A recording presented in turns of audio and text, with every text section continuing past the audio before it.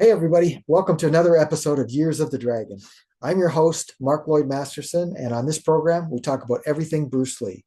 Years of the Dragon is also the title of the book I've written, which examines films Bruce Lee would have made had he not passed away suddenly in July of 1973. I always wondered where Bruce Lee's film career would have gone if he had lived longer, and I decided to write a book about it. My book is available on Amazon right now. Just search Years of the Dragon or my name, Mark Lloyd Masterson, and you'll find it. The book sells for $15.99 hardcover version and $12.99 for the paperback. On this episode, I'm going to be discussing the challenge match against Wong Jack Man, and we're going to find out what really happened in that challenge match. Much has been said and actually speculated and even portrayed on the silver screen about the challenge match in 1964 between Wong Jack Man and Bruce Lee. In this episode, we're going to try to set that record straight. To do this, I've cited two sources. The first being Bruce's wife, Linda, who was actually there as a witness, and the other, Matthew Pauly, who has written, in my opinion, the most extensive and thorough biography ever published on Bruce Lee. This challenge match, however, was not the first or the last time that Bruce would be confronted by a disgruntled martial artist. Back in Seattle, Bruce had a Japanese classmate at Edison Tech who came out to watch Bruce's first demonstration at the high school. Yoichi Nakashi was a black belt in karate and a veteran street fighter. He took offense to Bruce's assertion that Chinese kung fu was superior to Japanese karate. Nakachi and a pal attended Bruce's next performance at the Yesler Terrace. Afterwards, Yoichi sent his friend backstage to issue a challenge to Bruce. Bruce's crew told him he didn't have anything to prove, so he initially declined. But Yoichi wasn't to be deterred. Over the next few weeks at school, he tried to provoke Bruce. Finally, Bruce told his friend, Jesse Glover, that he had had enough and he was going to fight Nakachi. They agreed to fight at the downtown YMCA so they wouldn't be expelled from school, and that was smart. Bruce didn't want any rules, and Jesse thought he was going to kill Yoichi. So the fight didn't last long at all. Nakachi tried a front snap kick, but Bruce deflected it. Bruce then hit Yoichi in the face with a left, followed by a series of quick Wing Chun chain punches. Bruce smacked Nakachi all over the handball court. Bruce delivered a double fist punch, which knocked Yoichi off his feet. Then Bruce rushed in and kicked Nakachi in the face to end it. Blood sprayed from Yoichi's nose, and Nakachi was then unconscious. Ed Hart had a stopwatch and timed the match, and it only took 11 seconds. As was the case later with Wong Jack Man, Bruce was usually challenged not because he taught non-Chinese, but more so because he insulted traditionalists who were offended by his bravado. In late August of 1964, Bruce was scheduled to appear at the Sun Sing Theater in San Francisco.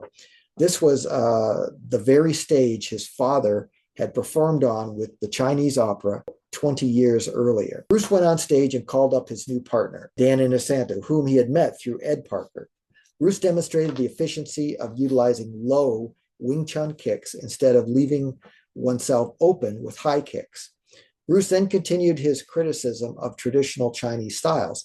He referred to San Francisco's traditional masters as old tigers having no teeth. This was too much. Someone flicked a lit cigarette toward the stage.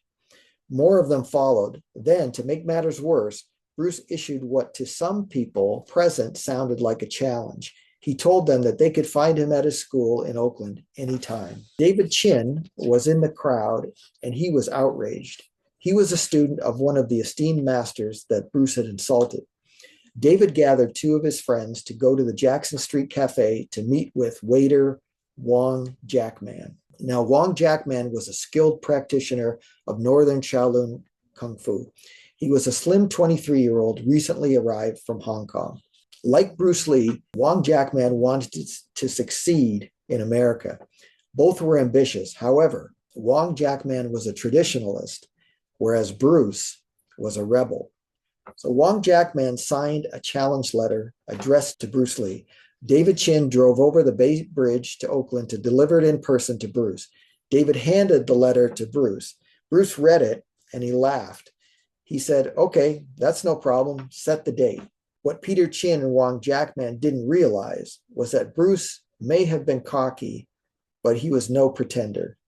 Besides reading books, the only thing that seemed to calm Bruce down was fighting. Bruce had jabbed a finger in the eye of the Chinese Kung Fu community, but he didn't care. He was a 24-year-old man who wanted to radically transform martial arts. Negotiations then dragged on for several weeks about where and when the fight would take place. Bruce began to get very annoyed. There was a lot going on in his life. His business partner, James Lee, was despondent over the death of his wife, Catherine. He was drinking heavily, and Linda was left watching over his young children. Bruce's Kwoon wasn't doing particularly well either, and Linda was expecting their first child, Brandon. So the stakes were pretty high for Bruce. If Bruce lost, he would have to close his school down. Finally, in early November, around 6 p.m., Wong Jack Man, David Chin, and 4 other friends arrived at Bruce's Kwoon. Already there were Bruce, Linda, and James Lee.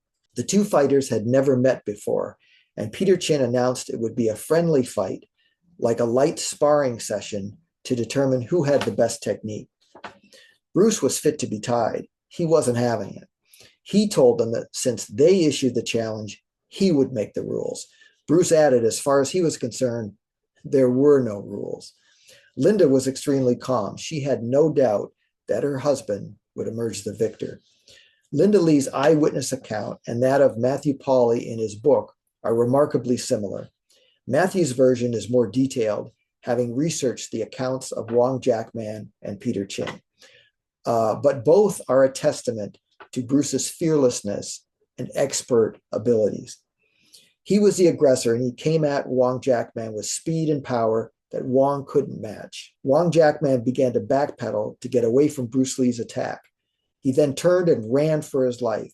Bruce followed, raining punches down on the back of his head. Before the match, Wong had strapped on a pair of leather wrist bracelets studded with metal spikes. He kept them hidden underneath his long sleeves. Even his friends knew nothing about the deception.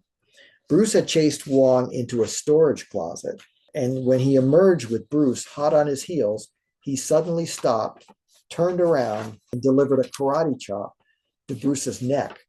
Apparently, it was Wong's secret weapon. Bruce felt the blood on his neck and went berserk. His punches backed Wong Jack Man into a dangerous spot on the main hall. Wong tripped and crashed into a window. Bruce jumped on top of Wong and began another barrage of punches. Bruce demanded he give up. David Chin and his friends intervened and separated the two. The San Francisco crew sheepishly left the studio with their heads down. The entire fight lasted about 3 minutes. The next day, a friend of Bruce's went to San Francisco's Chinatown to find out what happened. Before the challenge match, everyone was talking about it. But the day after, it was quiet as a church mouse. That's how he knew Bruce had won that fight. That fight also became the impetus for Bruce to improve his techniques and his fitness. Bruce felt tired after the altercation and thought it took him too long to dispatch Wong. He also thought his art, Wing Chun, was too limited. Afterwards, there were false reports written about the outcome of the fight and even the cause of it. Wong Jack Man refused to speak to Bruce after the fight, and even when Bruce visited him at the Jackson Street Cafe a week after the match, Bruce tried to smooth things over, but Wong, still sporting a black eye and pouting over his defeat, refused to answer him. Over the many years since then, what happened has now about this famous challenge match. It's in the history of Kung Fu. The story's been retold. Sometimes it's been reinvented and downright fictionalized in books and movies such as Birth of the Dragon.